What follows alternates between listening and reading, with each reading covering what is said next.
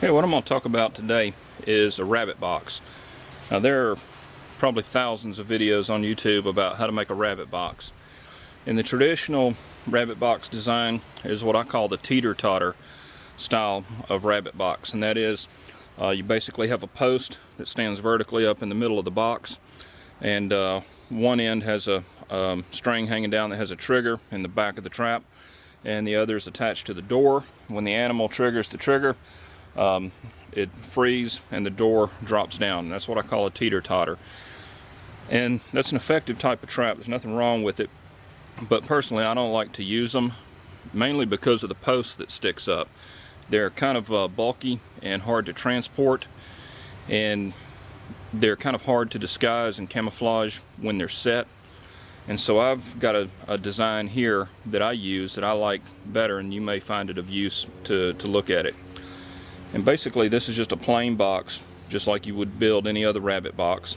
I've got a 1-inch diameter hole drilled in the top. The exact placement of the hole doesn't really matter. What I've got is I've got a hinged door, and you'll notice the door is 2 layers thick.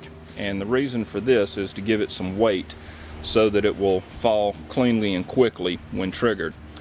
Then on top of the door I've got an extension that is screwed into it, and basically this goes back to the trigger.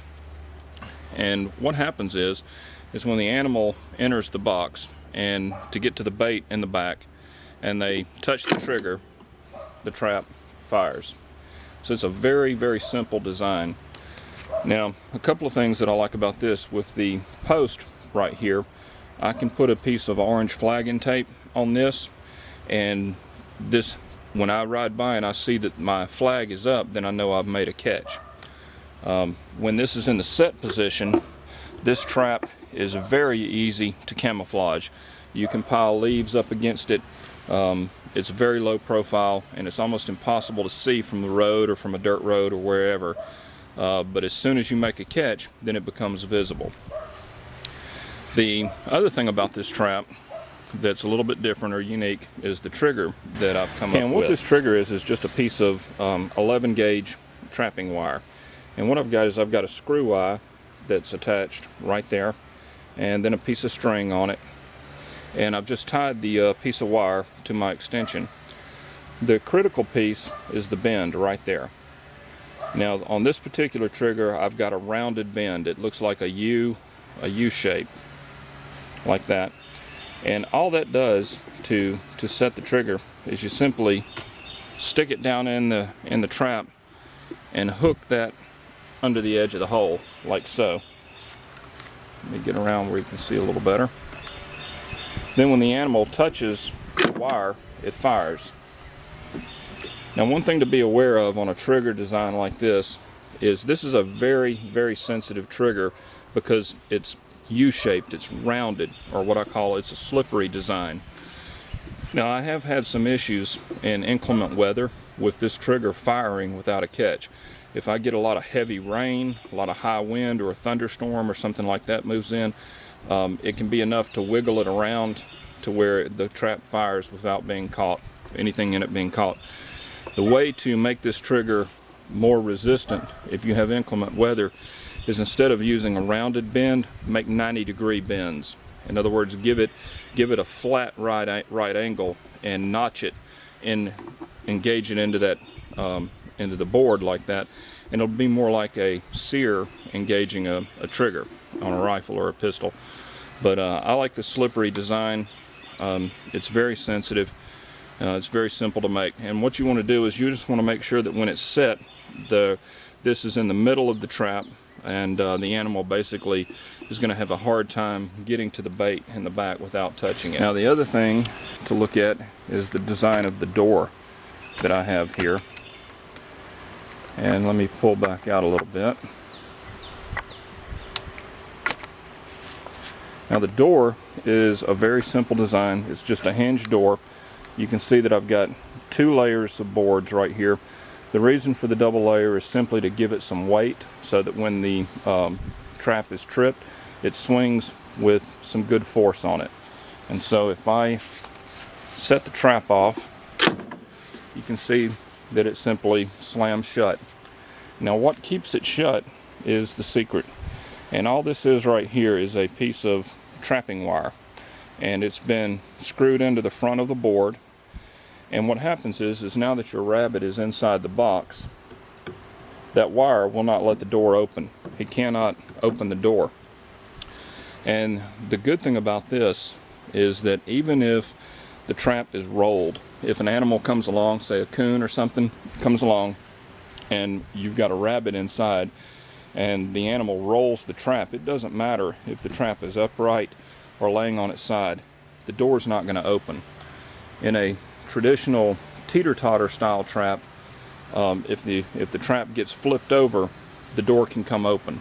So an animal can either release your rabbit or it can rob your rabbit.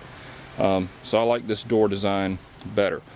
The main thing with this particular piece right here, you can use a piece of wire, you can use a piece of metal strap or what have you. It has to be flexible enough so that the door can swing shut and depress it and get past it, but it has to be stiff enough to resist the animal pushing the door open. So like I said, and the other thing is on the back of this trap, it's simply got some hardware cloth on the back. I like to have the back of the trap open. This is a very simple design. It's very easy to make. It's very easy to use. It can be camouflaged really easily.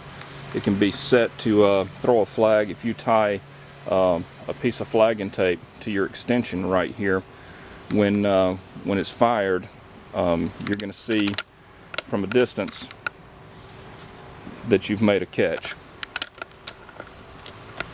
So anyway, this is how I make a box trap. There's not a whole lot to it. The only other thing I can add really is when it comes to using bait, if you're going to use bait for a rabbit box, use a bait that's not going to attract possums or coons or anything like that. Once you get a possum in your rabbit box, you no longer have a rabbit box, you've got a possum box, and the smell that possum is going to put in there is going to stay for a while. A rabbit box works best on cold winter nights. It's virtually impossible to get them to come in with any regularity during the warm months without bait. So that's one thing is if at all possible, use your rabbit boxes in the wintertime without bait. And if you've got to bait them, use something like alfalfa cubes or something that's not going to be a big attractant to a possum. Once you get a possum in there, the effectiveness of your trap is going to decrease until that scent evaporates. Wood is a good material for a box trap. The reason it's a good material is that it will absorb odor, so once you start catching rabbits in a rabbit box, your box is going to get better and better because it's going to have that odor in there. But that's about it. I hope that was useful. They're a lot of fun to play with. They're safe traps. They're not going to kill the animal. They're safe for kids to play with. They're safe to use in a suburban environment, so they can have a lot of fun. Make sure you leave the back end open and cover it with hardware cloth. That does two things. It makes the trap a little more appealing for an animal to get into, plus you have a way of figuring out what exactly you've caught in there. You can look in through the back and see if you've got a rabbit or a possum or what have you. But that's it. Hope it was of value.